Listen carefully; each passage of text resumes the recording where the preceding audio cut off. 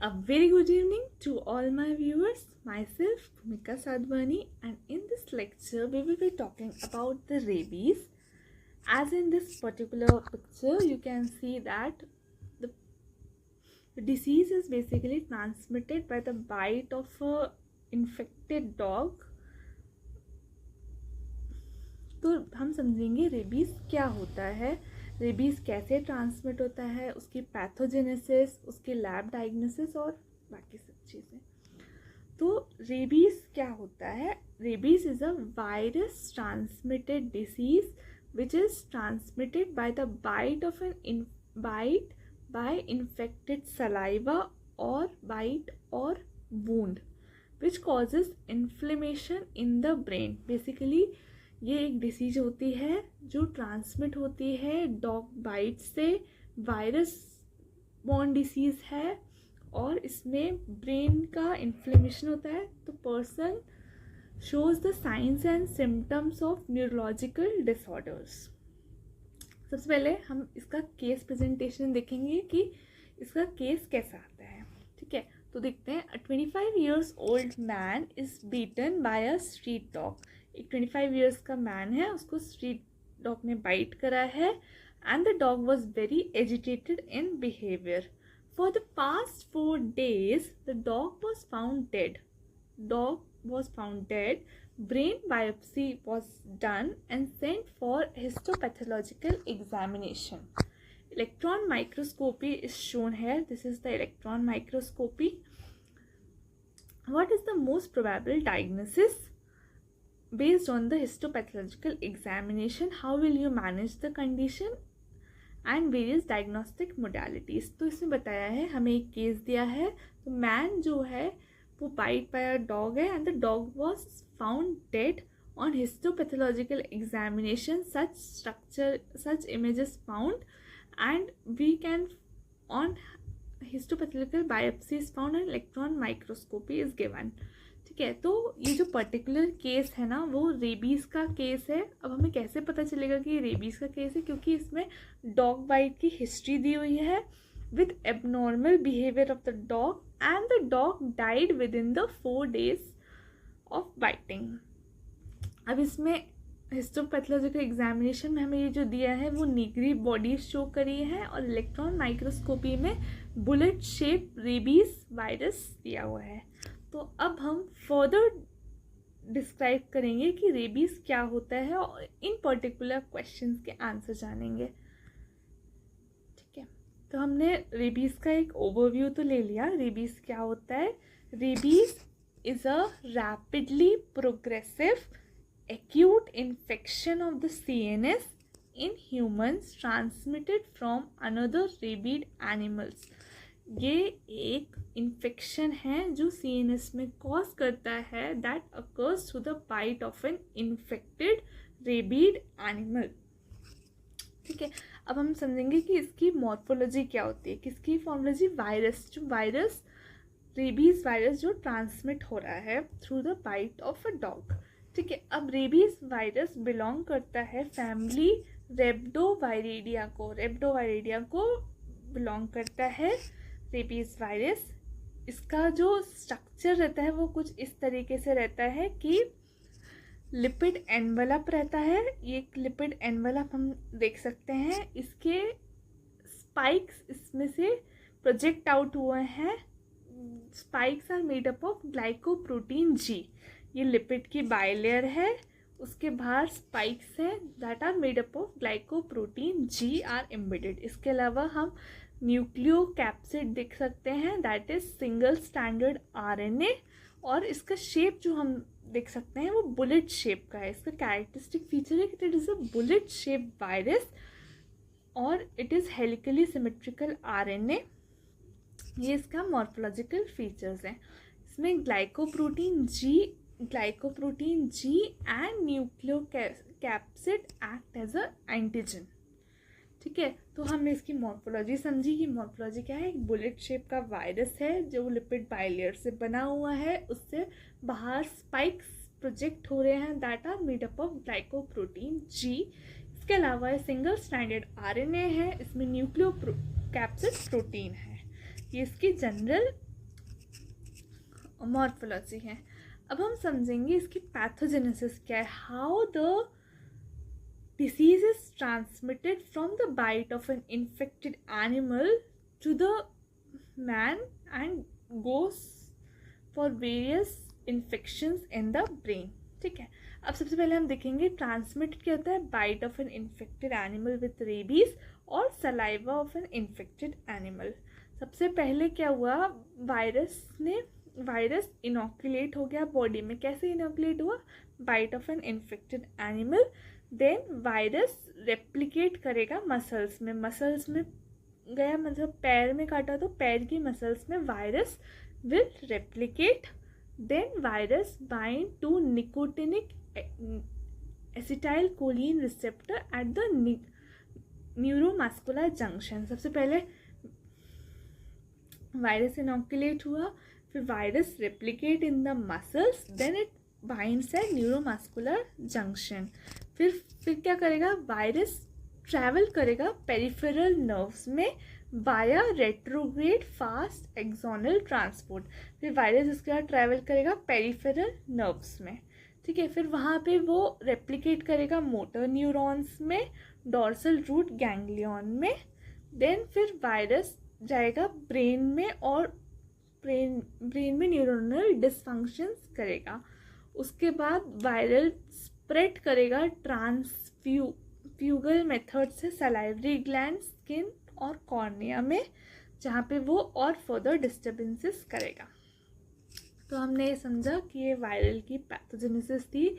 सबसे पहले dog bite हुआ, फिर मसल्स में वायरस एंटर करा, वहाँ पे वो रेप्लिकेट करेगा, देन उसके बाद वायरस जाएगा न्यूरोमस्कुलर जंक्शन में, वहाँ पे फर्दर रेप्लिकेट करेगा, देन उसके बाद वो डॉर्सल रूट गैंग्लियन में जाएगा, then it passes in the CNS, मतलब बेसिकली इन द ब्रेन, वहाँ पे वो न्यूरोनल डिसफंक्शंस क्रिएट करेगा, फिर सेंट्रीफ्यूगल ट्रांसमिशन से सलाइवरी ग्लैंड, स्किन में और कॉर्निया में जाएगा। ये थी इसकी पैथोजेनेसिस जो हमने समझ ली। तो बेसिकली अब हम अगर एक बार रिवाइज करें तो रेबीज़ क्या है, rabies is an infection that is transmitted through the bite of an infected animal, most commonly in India it is dog. ये एक वायरल डिसीज़ है जो कॉज करता है ब्रेन में इन्फ्लेमेशन, इसलिए इसको एंसेफेलाइटिस, रेबीज़ एंसेफेलाइटिस भी कहते हैं।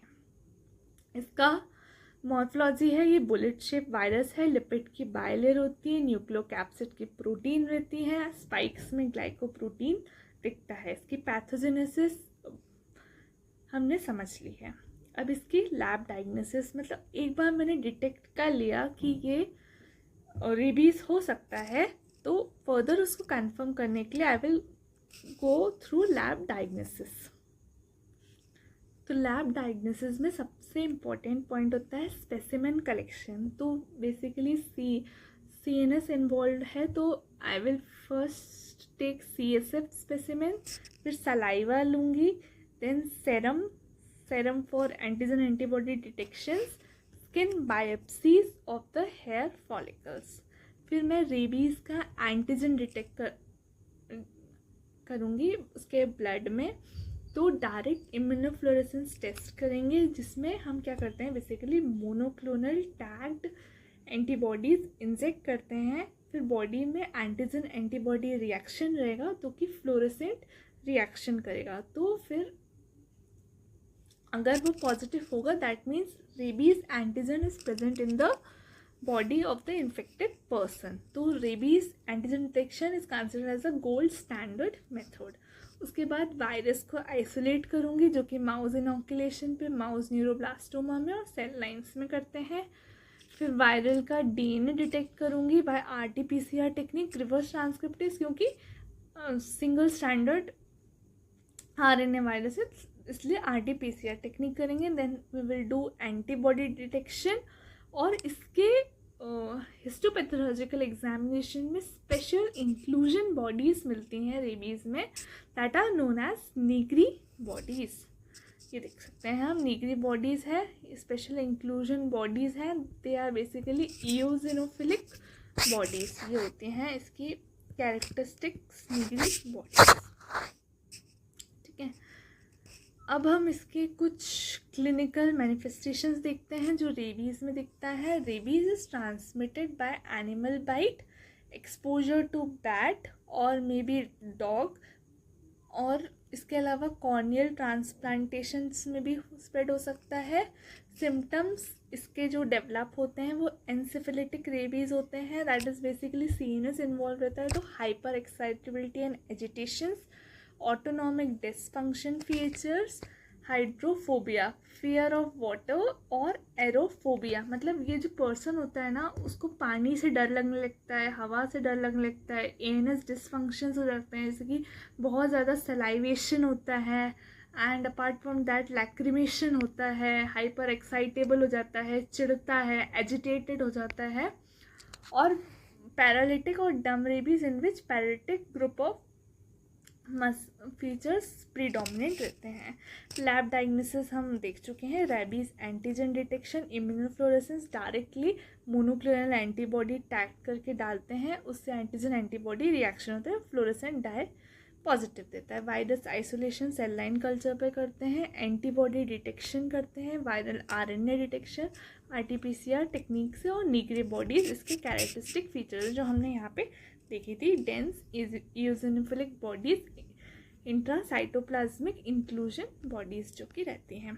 ठीक है, अब क्या होगा अगर पर्सन हैज़, अगर अब रेबीज ने बाइट, मतलब डॉग बाइट हो गया है और रेबीज ट्रांसमिट हो गया है, तो हमें कौन सी प्रोफाइलेक्सिस लेनी है ताकि हम we could prevent that। ठीक है, तो rabies is prevented by taking post phylactic measures such as post exposure prophylaxis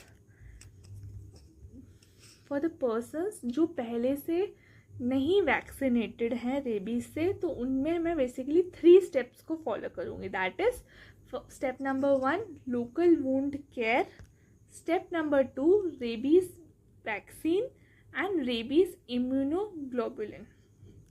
ठीक है, अब इसको 3 कैटेगरी में वर्ल्ड हेल्थ ऑर्गेनाइजेशन ने उसको 3 पार्ट में उसको डिवाइड करा है, कैटेगरी 1, कैटेगरी 2 एंड कैटेगरी 3।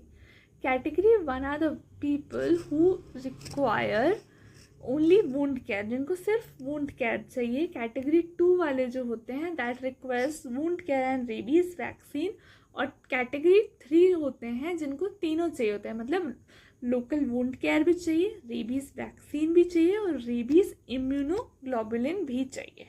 ठीक है, अब उसको 3 केसेस में कैसे बांटा है मैं वो डिस्क्राइब करेंगे। सबसे पहले कैटेगरी 1 वाले जो रहते हैं, मतलब उसमें सिर्फ डॉग का सिर्फ टच हुआ है और लिक्स हैं, इंटैक्ट स्किन है, स्किन जो है बिल्कुल भी लैसरेटेड या एब्रेशन स्किन पे नहीं है, कंटिन्यूस स्किन है, सिर्फ लिक या टच हुआ है डॉग से, तो इसमें कोई ट्रीटमेंट नहीं चाहिए, only wound management is required. अब कैटेगरी 2 जो रहता है कि माइनर स्क्रैच है या एब्रेशन है बट वो ब्लीड नहीं करा है, तो उसमें रेबीज वैक्सीन देंगे और वुंड को मैनेज करेंगे।